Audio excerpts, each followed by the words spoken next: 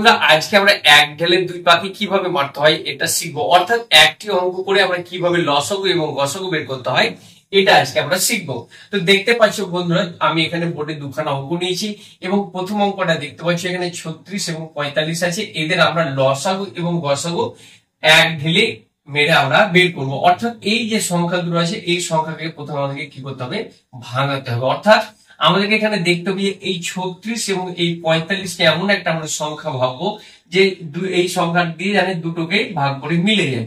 অর্থাৎ আমরা এখানে যদি একটা সংখ্যা অর্থাৎ 3 দিয়ে যদি আমরা দেখি যে এই 36 এবং 45 কিন্তু ভাগ করে মিলে যাবে, তাহলে এখানে আমরা 3 12 কত করতে পারি, এখানে 3 12 36 করতে পারি এবং 3 15 কত করতে পারি না 45 করতে পারি। এরপরে দেখো এখানে আবার কিন্তু আমরা দেখতে পাচ্ছি 3 দ্বারা ভাগ যাবে, তাহলে এখানে আবার যদি আমরা 3 দিয়ে দিই তাহলে কত হবে বলো, 3 4 12 আর এদিকে 3 5 15। ব্যাস, এখানে আমরা দেখতে পাচ্ছি এবার 4 আর 5 পেলাম। অর্থাৎ 4 কে 2 দিয়ে ভাগ করলে 5 কে যাবে না এবং 5 দিয়ে 5 কে ভাগ করা অর্থাৎ 8 যাবে না আমাদের। তাহলে এরপরে আমরা কি করবো, এদের আমরা লসাগু এবং গসাগু এখান থেকে আমরা বের করতে পারবো। কিভাবে, আমরা যদি লসাগুটা নির্ণয় করি তাহলে কি হবে, আর গসাগু যদি আমরা নির্ণয় করি তাহলে কি হবে এটা আমরা দেখব। আচ্ছা, তোমাদেরকে একটু কথা বলে দিই যে প্রথমে আমাদেরকে দেখতে হবে যে কয়বার কোন কোন সংখ্যা দিয়ে ভাগ করে গেছে সেই সংখ্যাগুলো হবে গসাগু।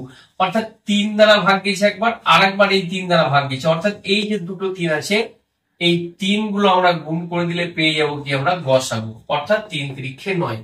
আর লসাগু কত হবে, লসাগু আমাদের এখান থেকে শেষ পর্যন্ত যতগুলো আমরা উৎপাদক পেয়েছি সেগুলো সবই হবে গসাগু। অর্থাৎ আমরা 3 গণিত 3 গণিত 4 গণিত 5, অর্থাৎ 3 3 9।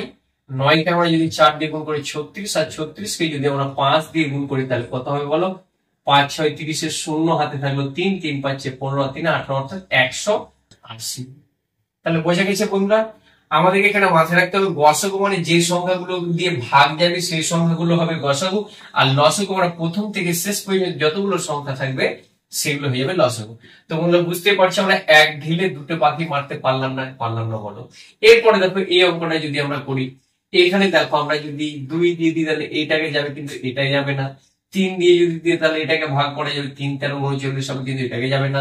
তাহলে আমাদেরকে এমন একটা সংখ্যা খুঁজতে হবে যে দুটোকে ভাগ করে। অর্থাৎ এখানে আমরা দেখতে পাচ্ছি 13 কে যদি আমরা ভাগ করি 13 দুগুণে 26 এবং 3 13 39। তাহলে এখানে বলো লসাগু কত হবে আর গসাগু কত হবে।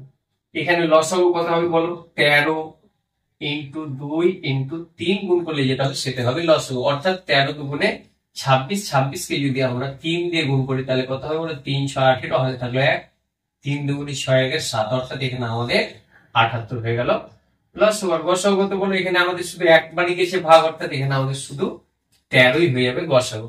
তো বন্ধুরা আশা করি বুঝতে পেরেছো তোমরা। আমরা আরেকটু উদাহরণের সাহায্যে দেখব।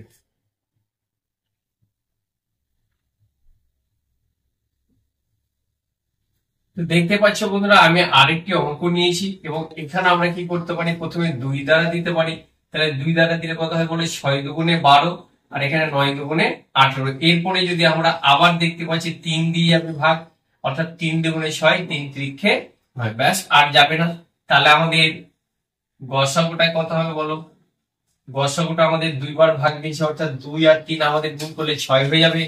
আর এখানে আমাদের লসাগুটা কত হবে বলো, লসাগুটা হবে আমাদের প্রথম থেকে শেষ পর্যন্ত যতগুলো উৎপাদক আছে আমাদের সবটাই।